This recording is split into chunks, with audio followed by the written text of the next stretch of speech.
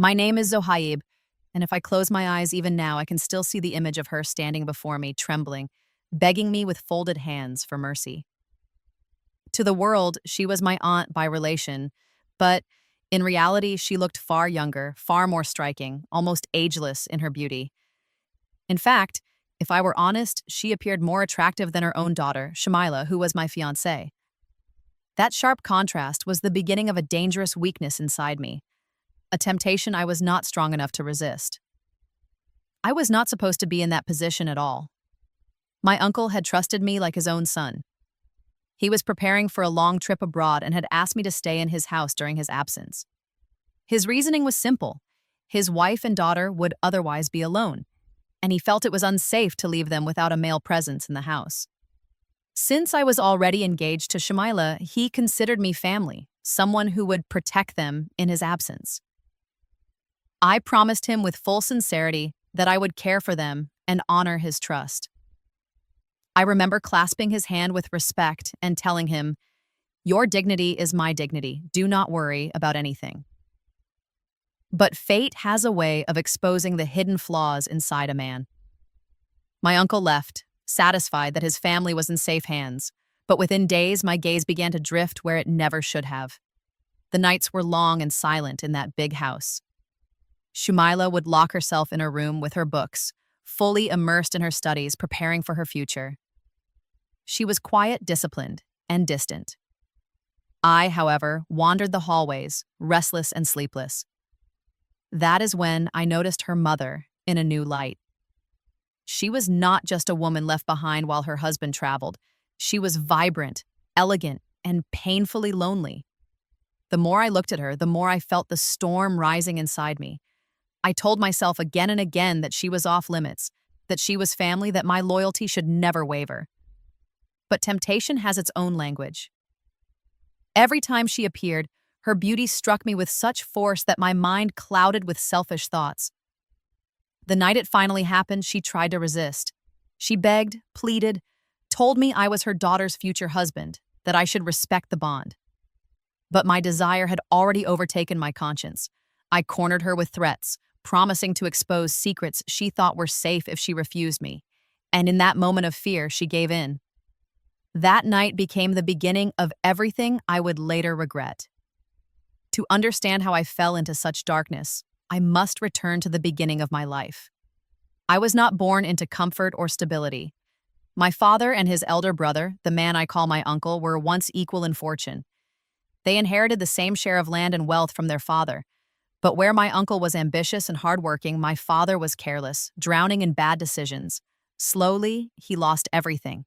Our home grew poorer with each passing year until it became a place of despair. My mother, unable to bear the endless struggle, left him. She remarried, building a new life for herself, a life where there was no space for me. I was just a reminder of a failed past. My father, crushed by both financial ruin and her abandonment, did not live much longer. His health declined under the weight of disappointment, and soon after, he passed away. I was still young, left standing alone in a world that had no place for me. It was then that my uncle stepped in. Unlike my father, he had carved out success with his own hands. His business thrived, and his family lived in comfort. He extended his hand to me, not out of obligation, but out of genuine care. He gave me shelter, education, and later even a position in his business. In every sense, he became the father I no longer had. Perhaps out of compassion, perhaps out of strategy, he tied my life to his daughters. He announced my engagement to Shamila when we were still young. She accepted the arrangement quietly, but she never treated it as anything more than a distant commitment. Her world revolved around her books and her ambition to become a doctor. Once, she told me directly, "I do not want love to distract me. Let me finish my studies, let me become something, and then I will be yours." Her words, though honest, planted a seed of insecurity inside me. I began to believe she did not love me, that I was only a duty she would fulfill one day. I compared myself to her father, a man of wealth and dignity, and feared I could never provide her the life she already knew. What if she walked away from me as my mother had walked away from my father? That thought haunted me. Though my uncle treated me like a son, I could never silence the fear that I was still an outsider in that household, a guest who could be asked to leave at any moment. It was this insecurity, this hunger for belonging and control that made me blind to gratitude. And it was this very weakness that later turned me into someone I myself could hardly recognize. The turning point came on a quiet afternoon when my uncle called me into his office. His face was serious, lined with both responsibility and fatigue. He told me about a major project that required him to spend 6 full months in Europe. In the past, his trips were short, 2 or 3 weeks at most, and during those times, he never worried too much about leaving his family behind. But this time was different. 6 months was too long to leave his wife and daughter alone. "I cannot fill this house with supplies for half a year," he said, running a tired hand over his forehead, "and I cannot allow them to struggle without a man in the house. Zohaib, you are not just my nephew. You are like my own son. You are Shumaila's fiancé. I want you to move in permanently while I am away, live here, take care of them, and make sure I can focus on my work without worry." His words struck me deeply. I should have felt honored by the trust he placed in me. Instead, I felt a wave of power rising inside. Here was a man who had given me everything, now openly handing me the keys to his world. For a brief moment, I looked into his eyes and saw how genuine his concern was. He did not doubt me for a second. He truly believed I would protect his home as if it were my own. I placed my hand over his, bowing my head with respect. "Your honor is my honor," I told him. "I will take care of everything. You have nothing to fear." And I meant it, or at least I thought I did. I was still carrying the weight of gratitude then, still trying to live as the loyal son he believed me to be. When the day of his departure came, I moved my belongings into the house. Shumaila seemed indifferent, too consumed by her studies to care. She spent most of her time behind closed doors with her books, preparing for her medical exams. Her silence only deepened my feelings of being unwanted, even within the engagement that was supposed to tie us together. His wife, however, was different.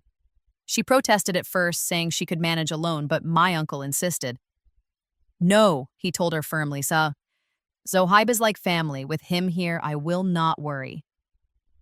She eventually gave in, though I caught a flicker of unease in her eyes. At the time, I thought little of it. I assumed she simply wasn't used to sharing her space. But when my uncle left for the airport, waving a final goodbye, I had no idea that his trust would soon become the very weapon I used to betray him. The first few nights in my uncle's house passed uneventfully.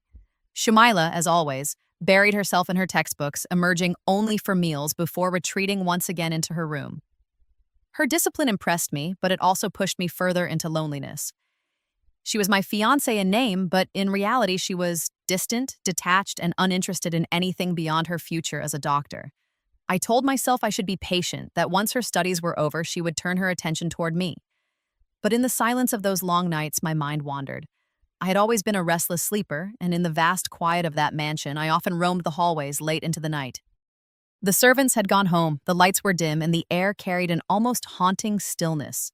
One night, as I wandered upstairs, I noticed something unusual. A light was on in one of the rooms on the upper floor, a section of the house that was usually kept closed. Curiosity pulled me closer. As I reached the door, I froze. Through the narrow opening, I caught sight of her, my uncle's wife. She was wearing a deep red gown, her long hair flowing down her back, her presence radiating an allure I had never noticed before. For a moment, I was struck by her beauty, unable to look away. But what came next shattered me. She was not alone. Another man stood with her, his arms wrapped around her as though he had every right. I watched in stunned silence as they embraced, whispering words I could not hear. Then, in one swift motion, he pulled her down onto the bed. The scene seared into my mind, each second more unbearable than the last. A wave of shock and anger coursed through me. My uncle, who had shown her nothing but respect, who had given her a home and security, was being betrayed behind his back. My hands shook as I pulled out my phone and pressed record, capturing the evidence of what I had seen. My heart pounded so violently I thought it might burst. I should have stormed in, should have confronted her immediately, but I didn't. Instead, I quietly stepped back into the shadows, the video clutched in my hand like a weapon. The next morning, when she walked out of that same room, her face was pale, her steps cautious, as though weighed down by secrets. Our eyes met. She saw the look in mine, and I knew she understood. I smiled faintly, lifted my phone, and flashed the screen at her. She froze, her lips parting in horror. In that instant, the balance of power shifted. She was no longer the graceful wife of my uncle. She was a prisoner of her own actions, and I held the key. She stood frozen in the hallway, her eyes wide as if the world had collapsed around her. The phone in my hand seemed to burn through her last defense, and I could almost hear her heart pounding from across the room. Finally, she whispered, her voice trembling. "Zohaib, please, you don't understand. Don't show this to anyone." I stepped closer, the faint smile still lingering on my lips. "Don't worry," I said softly, but my words carried the weight of a threat. "I won't say a word as long as you do exactly what I ask." She gasped, covering her mouth with her hand, staring at me as though I had turned into a stranger. "You are engaged to my daughter," she said desperately. "You are part of this family. How can you even think of this?" I leaned in, my voice dropping to a whisper. "How can I think of this? Maybe you should ask yourself how you can betray the man who trusts you. I only saw the truth you tried to hide. And now the truth belongs to me." Her knees buckled and she sank onto the nearest chair, tears spilling down her face. For a moment, I almost felt pity, almost, but the power in my hands was intoxicating. I had never held such control over anyone before. After a childhood of rejection and fear, I finally felt like the one in command. That night, I made my demands clear. I told her she would give me what I wanted: her submission, her silence, and her loyalty. She tried to reason with me, to explain why she had sought comfort elsewhere, but I cut her off. I didn't care about her excuses. I didn't want explanations. I wanted obedience. At first, she resisted, her dignity forcing her to argue, but the fear of exposure was greater. She knew what would happen if my uncle discovered the truth. She knew her daughter's life would be shattered if the scandal surfaced, and so, trembling, she gave in. The first night was the hardest for her, and perhaps the most shocking for me. I had crossed a line I could never retreat from, yet instead of guilt, I felt a twisted sense of victory. I told myself it was justice, that she deserved it for her betrayal of my uncle. But deep down, I knew it was greed, not justice, driving me. From that night onward, it became a pattern. Each evening, when the house grew quiet, I would return to her room. She would plead, she would cry, but she always yielded in the end. My hold over her grew stronger, and her helplessness only fueled my arrogance. She hoped my uncle's return would free her, but what she didn't know was that by then I had no intention of ever letting her go. Days turned into weeks, and I continued to tighten my grip over her. Every night, she lived in fear of my demands. Every morning, she wore the mask of a respectable wife and mother, hiding the torment that consumed her. She clung to one hope only, that my uncle would return soon and everything would end. What she didn't realize was that by then, I had no intention of releasing her from my control. When my uncle finally came back, the house seemed to breathe again. His presence filled the rooms with a kind of authority that I could never imitate. My aunt moved around cautiously, careful not to draw attention to herself, while I put on the act of a loyal nephew. My uncle was pleased. He believed his decision to leave me behind had been the right one. Within days of his return, he announced something that caught us all by surprise. "It is time," he said with pride. "Zohaib and Shumaila should be married. Why wait any longer?" My heart leapt. This was the moment I had been waiting for, the final seal on my place in this family. Shumaila, of course, said nothing. Her life revolved around her books, and perhaps she saw marriage as just another duty to be fulfilled eventually. My aunt's face, however, told a different story. Her eyes widened, and she tried to object. "She is still completing her studies," she said carefully. "Perhaps we should wait a little longer." But my uncle would not hear of it. "I don't want delays," he insisted. "Before I leave again, I want my daughter's future secure." His tone left no room for discussion. Within weeks, the wedding was arranged. I should have been happy, and in many ways I was. I now had Shumaila as my wife, the household as my permanent home, and the respect of my uncle as his son-in-law. But beneath the celebrations, I carried my darker secret. The marriage did not end my nightly games. In fact, it gave me even greater confidence. Soon after the wedding, my uncle left once more for business. He asked me to stay in his home as a son to manage the business in his absence and to care for his wife and daughter. I agreed eagerly, though for reasons he could never imagine. By day, I played the role of a dutiful husband to Shumila and a responsible manager in my uncle's business. By night, when Shumila retreated into her studies and eventually to sleep, I slipped into the other room. My demands did not stop. My aunt's resistance grew weaker with every passing week, crushed under the weight of fear and shame.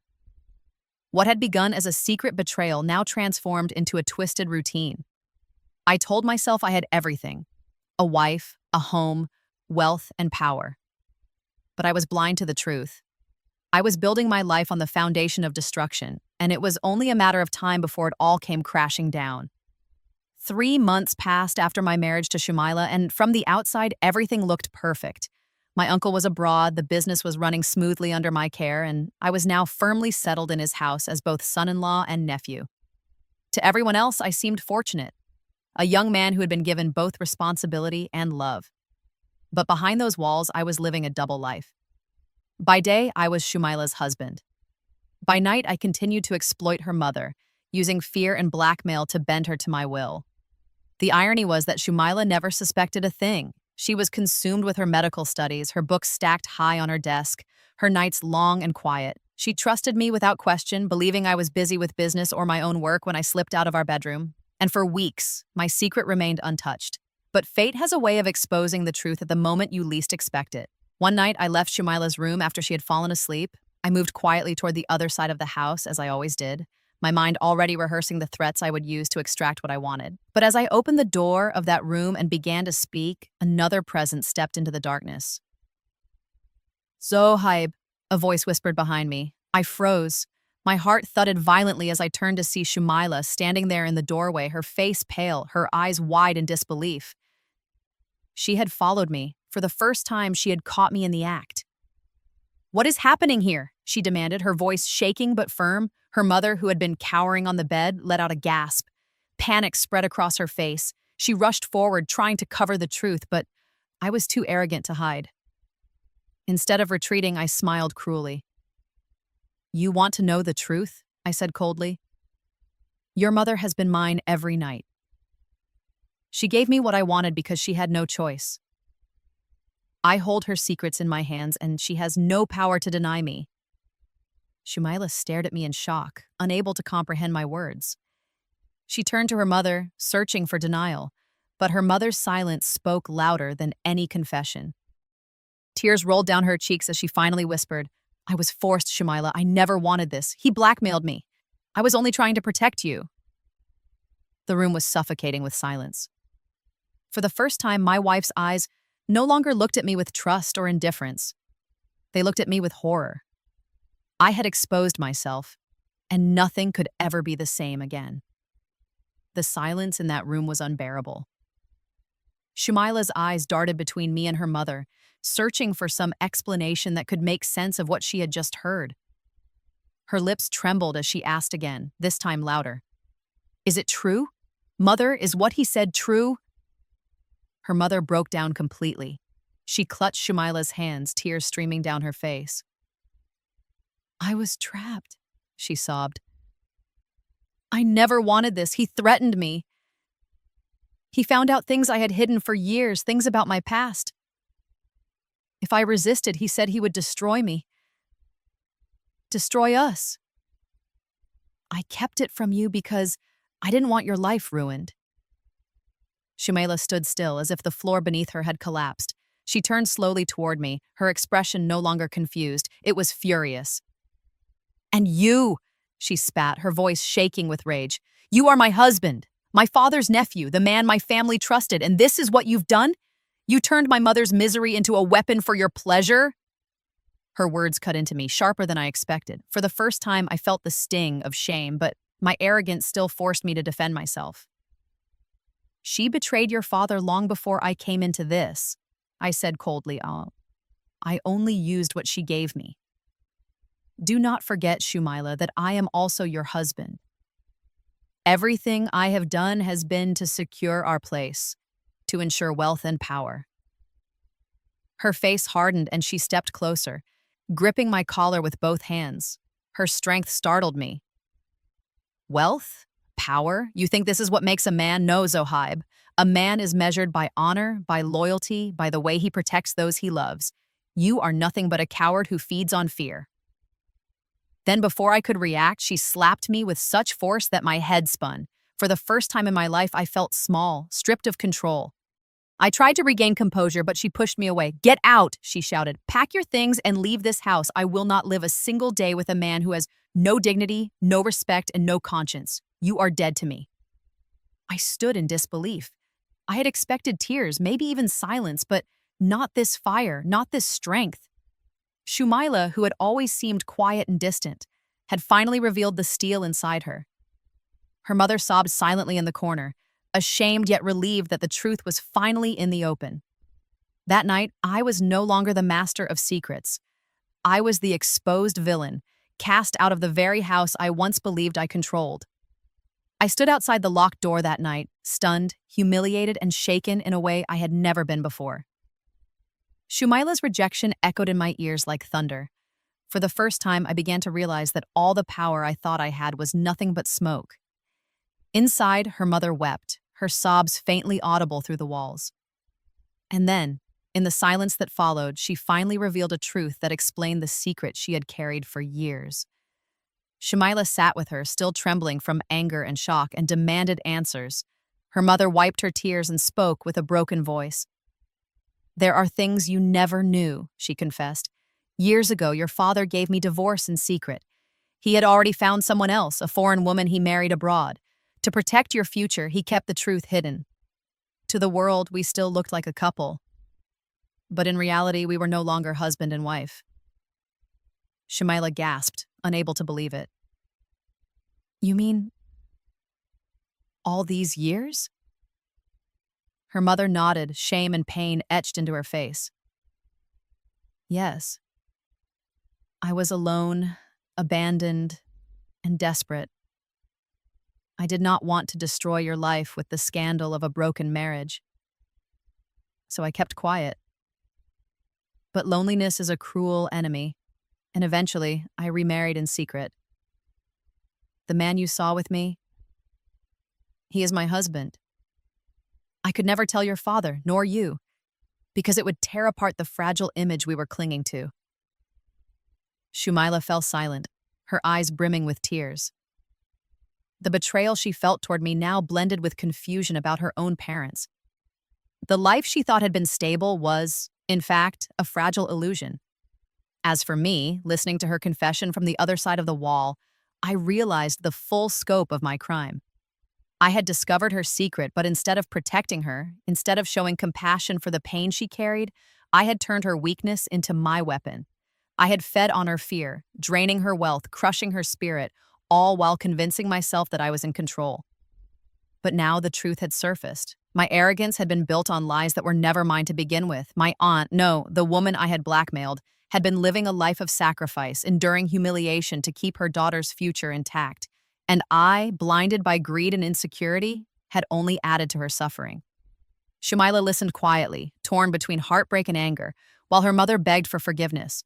And for the first time, I felt a hollow emptiness inside me.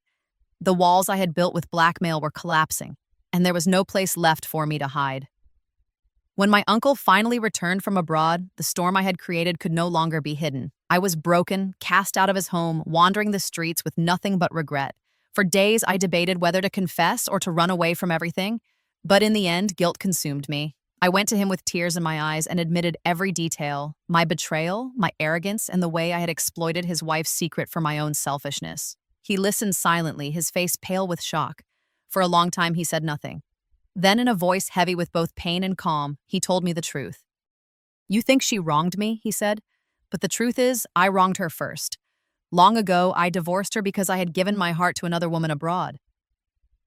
She could have left, but for Shumaila's sake, she stayed.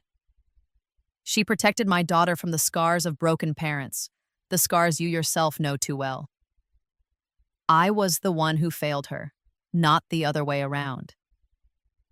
His words cut deeper than any punishment.